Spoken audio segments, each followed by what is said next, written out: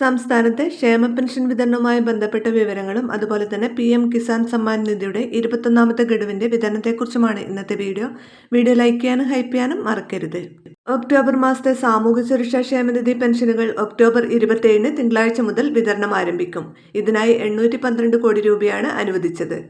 62 ലക്ഷത്തോളം പേർക്കാണ് 1600 രൂപ വീതം ലഭിക്കുന്നത്. 26.62 ലക്ഷം പേരുടെ ബാങ്ക് അക്കൗണ്ടുകൾ തുക എത്തിച്ചേരും. അതുപോലെ തന്നെ ക്ഷേമ പെൻഷൻ വർധനവിനെ കുറിച്ചുള്ള തീരുമാനം നവംബർ 1 അറിയാം. 8.46 ലക്ഷം പേർക്ക് ദേശീയ പെൻഷൻ പദ്ധതിയിലെ കേന്ദ്രവിഹിതം കേന്ദ്ര സർക്കാരാണ് നൽകേണ്ടത്. ഇതിനാവശ്യമായ 24.21 കോടി രൂപയും സംസ്ഥാനം മുൻകൂർ അടിസ്ഥാനത്തിൽ അനുവദിച്ചിട്ടുണ്ട്. ഈ വിഹിതം കേന്ദ്ര സർക്കാരിന്റെ PFMS സംവിധാനം വഴിയാണ് ഗുണഭോക്താക്കളുടെ ബാങ്ക് അക്കൗണ്ടുകളിലേക്ക് ക്രെഡിറ്റ് ചെയ്യേണ്ടത്. അടുത്ത അറിയിപ്പ് PM കിസാൻ സമ്മാൻ നിധിയുടെ 21ാമത്തെ ഗഡുവിന്റെ വിതരണത്തെക്കുറിച്ചാണ്. രാജ്യത്തുടനീളമുള്ള ദശലക്ഷക്കണക്കിന് കർഷകർക്ക് സന്തോഷ വാർത്ത വരുന്നു. പ്രധാനമന്ത്രി കിസാൻ സമ്മാൻ നിധിയുടെ 21ാമത്തെ ഗഡുവിനുള്ള കാത്തിരിപ്പ് അവസാനിക്കുന്നു. പ്രധാനമന്ത്രി കിസാൻ സമ്മാൻ നിധിയിൽ രജിസ്റ്റർ ചെയ്തിട്ടുള്ളതും EKYC, land seeding, Aadhaar, bank അക്കൗണ്ടുമായി ബന്ധിപ്പിക്കൽ തുടങ്ങിയ കാര്യങ്ങൾ പൂർത്തിയാക്കിയിട്ടുള്ളതുമായ കർഷകർക്ക് 21ാമത്തെ ഗഡു എത്തിച്ചേരുന്നു. ബീഹാറിലെ നിയമസഭാ തെരഞ്ഞെടുപ്പിന് മുന്നോടിയായി തന്നെ തുക എത്തിച്ചേരുമെന്നാണ് ഏറ്റവും പുതിയ റിപ്പോർട്ട് സൂചിപ്പിക്കുന്നത്. ബീഹാറിലെ 1ഉം 2ഉം ഘട്ടങ്ങളിലേക്കുള്ള വോട്ടെടുപ്പ് നവംബർ 6, 11 തീയതികളിലാണ് നടക്കുക.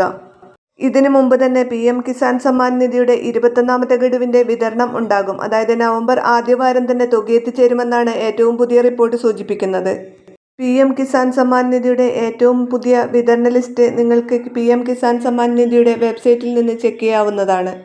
pmkisan.gov.in എന്ന വെബ്സൈറ്റ് സന്ദർശിച്ച് ബെനിഫിഷ്യറി ലിസ്റ്റ് എന്ന ലിങ്കിൽ ക്ലിക്ക് ചെയ്യുക.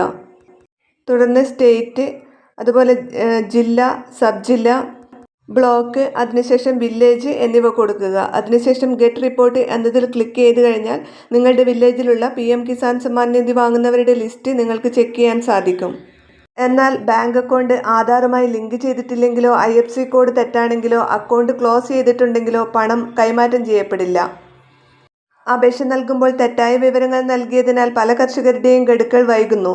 അതിനാൽ കർഷകർ അവരുടെ ബാങ്ക് അക്കൗണ്ടും ആധാർ ലിങ്കിംഗ് സ്റ്റാറ്റസും സമയബന്ധിതമായി പരിശോധിക്കണം. വീഡിയോ ലൈക്ക് ചെയ്യാനും ഷെയർ ചെയ്യാനും അതുപോലെ ചാനൽ സബ്സ്ക്രൈബ് ചെയ്യാനും മറക്കരുത്.